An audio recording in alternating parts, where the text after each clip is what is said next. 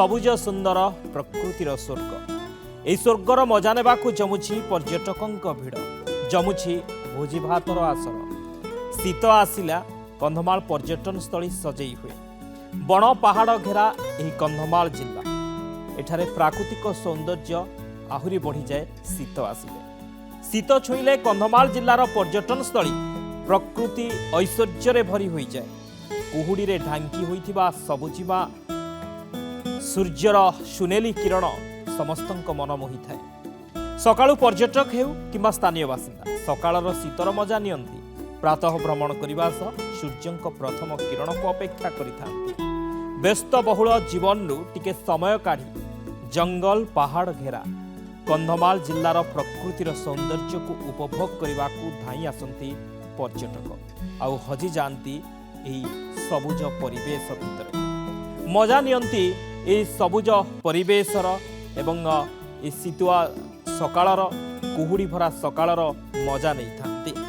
ଫୁଲବାଣୀର ବିଭିନ୍ନ ପର୍ଯ୍ୟଟନ କ୍ଷେତ୍ରରେ ଭିଡ଼ ଜମେ। ପର୍ଯ୍ୟଟକଙ୍କ ଭିଡ଼ ଦେଖିବାକୁ ମିଳେ।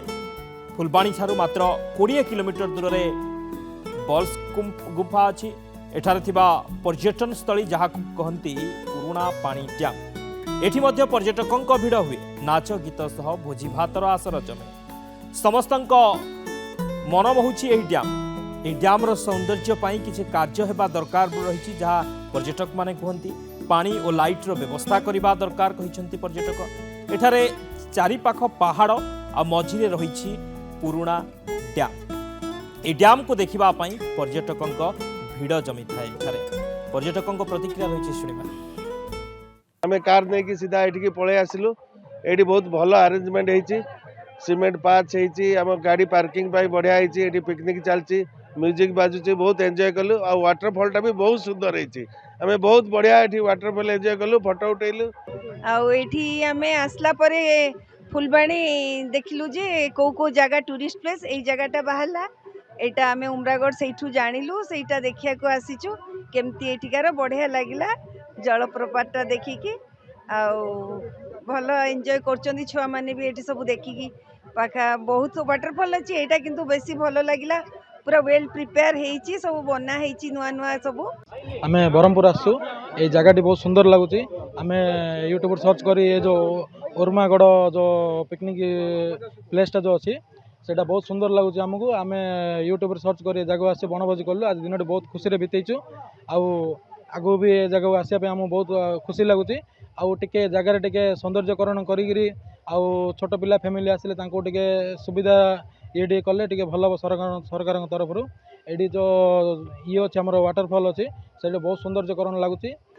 ଭଲ ଲାଗିଲା, କାରଣ ସେଇଠି ଏତେ ଇମ୍ପ୍ରୁଭ୍ ନାହିଁ, ଜାଗା ନାହିଁ ଭୋଜି କରିବା ପାଇଁ। ଏଠି ଆସିଛୁ, ବହୁତ ଭଲ ଲାଗିଲା ଟିକେ। ଆଉ ନା ପରିଷ୍କାର ତ ଦେଖନ୍ତୁ, ପରିଷ୍କାର ପୁରା ଅବହେଳା।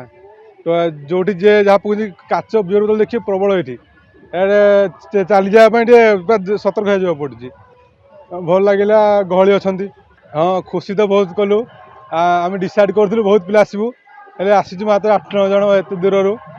ଭଲ ଲାଗିଲା। এটা ଦେଖିଲି ଯେ ଭଲ ପିକନିକ୍ ଟେ। ମୁଁ ତ ଆଗରୁ କେବେ ଆସେ, ବହୁତ ସମୟ ଆସେ। ଆଜି ବି ଯେତେବେଳେ ଗୋଟେ ସୁଯୋଗ ମିଳିଲା, କିଛି ଦଳେ ଆସିଛନ୍ତି, ମୁଁ ତାଙ୍କ ସାଙ୍ଗରେ ଟିକେ ମିଶି ଆସିଛି। ମୁଁ 10 ବର୍ଷ ହେଲା ଯିବା ଆସିବା କରୁଛି ଏଠିକି, ପ୍ରାୟ ଆସୁଛି, ବର୍ଷକୁ ଥରେ ଆସୁଛି। କିନ୍ତୁ ଏବେ ଟିକେ ଭଲ ଲାଗୁଛି। କ'ଣ କି କିଛିଟା ହେଇଛି ଇମ୍ପ୍ରୁଭ୍, ସେତେଟା ହେଇନି ଯଦିଓ ଆହୁରି କିଛି ବହୁତ କରିବାର ବାକି ଅଛି।